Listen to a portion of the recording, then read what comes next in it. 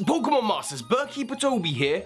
Recently I made a video about what all the types of the upcoming gym leaders will be in Pokemon Sun and Moon, but that got me thinking, what if I was a gym leader in Sun and Moon? What if Game Freak came to me and said, you can have any gym design and type you want? My good friend Mr. Buddy did a whole video on this last year talking about how his gym would be a water park. It went really in depth, everything from the teams to the badge. So prepare for the same thing from me today as I tell you about my very own Pokemon gym. So the first and most crucial thing to decide is what kind of Pokemon gym am I going to be, or rather what is my Pokemon type? Apart from one gym leader in the whole franchise, every gym has a specific type to challenge the trainer. So Birdkeepertoby, what's my type gonna be? Not flying. Because believe it or not, flying are not necessarily my favorite type of Pokemon. I'm called Birdkeepertoby after a birdkeeper called Toby in Johto. My favorite and preferred type to be a gym leader of is what I believe to be the most powerful gym type. No, it's not Dragon, Psychic, or Fairy. It's normal. Normal type gyms are a pain, especially at the early stages in the game when they normally appear, normally because you don't have a fighting type at that point. And even if you do, normal type Pokemon come packed with bulk, so they're just hard to get past. Whitney is a perfect example of this with her Miltank, which, let's face it, is infamously unbeatable. I mean, obviously it is, we've all beaten Johto, but the point is, normal types leave an impact. By the time you get to those Dragon and Psychic gyms later on in the game, you normally have at least one stab move that can deal with those Pokemon. With that in mind, wanting to be an actual gym challenge, I want my normal gym to be one of the second or third gyms that you encounter in the game. So we're talking Pokemon around or just under level 20.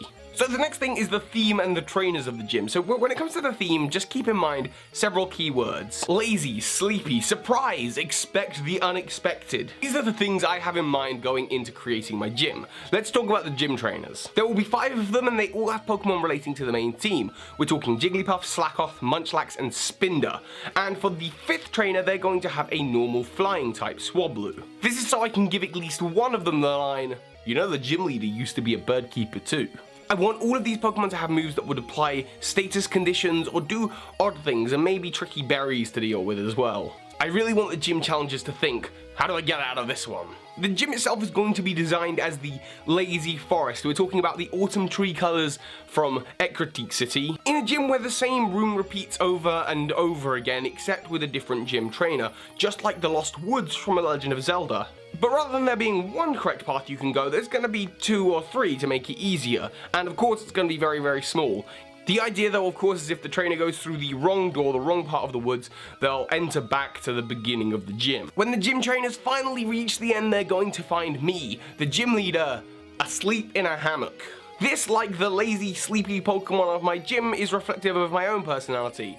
I work a lot better after a nap. So the next and most important part, of course, is my team. Which Pokemon am I running? Well, I'm having 2, and as the poem goes, if you go into the woods today, you'll surely get a surprise. That a poem about bears, my 2 Pokemon being based off of bears. Teddy Ursa is the first one. For one, it's adorable, but it fits in the theme with like a sleepy woods kind of feel because it's got like the crescent moon on its head. Please make me a gym leader in Pokemon Moon at least. But much like Whitney of Johto, this Teddy Ursa is just a front. It will have some tricky moves, maybe like Attract to try and annoy the opponent, but ultimately Teddy Ursa is expected to go down quickly.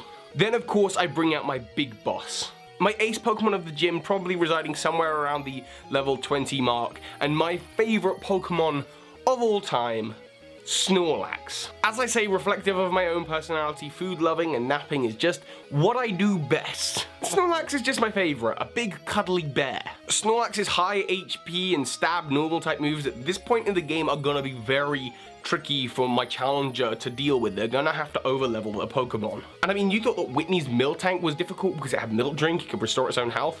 Well, here I am with my 2, I guess, super potions at this point. And as well as rocking Body Slam, my Snorlax also has the moves Rest and Sleep Talk. This Pokemon is going to leave an impact. It will scar you. And of course, it will be the highest level Pokemon that you'll have the ability to encounter at that point in the game. This will be a real gym challenge. So I only mentioned 3 of Snorlax's moves, and that's because when you defeat me, you will be getting a TM. TM27, the move Return, which will be attached to all of the Pokemon that you encounter in the gym. This is just a personal favorite move of mine that increases the strength of the attack depending on the friendship level between the trainer and the Pokemon, and an important thing for a starting Pokemon trainer. And of course, you'll get awarded with your badge, the surprise badge. Designed like an exclamation mark, this is my own mock-up. I know it's terrible. But after challenging my gym, I hope the thing you take away from it is to expect the unexpected. You know, you see me there, sleeping, being lazy. You don't think it's gonna be much of a challenge, it's gonna be your biggest challenge. Working around moves like attract and rest and status, you got to be thinking on your toes. Don't look at these cute, sleepy, lazy Pokemon and think, oh, I can take them out easily, because you won't be able to. The importance of learning a lesson from this gym is that you've got to think outside the box. And those are just my feelings anyway. Of course, Game Freak probably won't approach me and ask me to be a gym leader in Sun and Moon.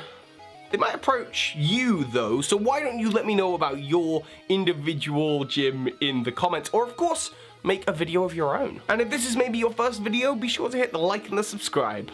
Appreciate it. So hi, Pokemon Masters. This is Ash Ketchum. You just watched a video by Birdkeepertoby. That makes you a Pokemon Master.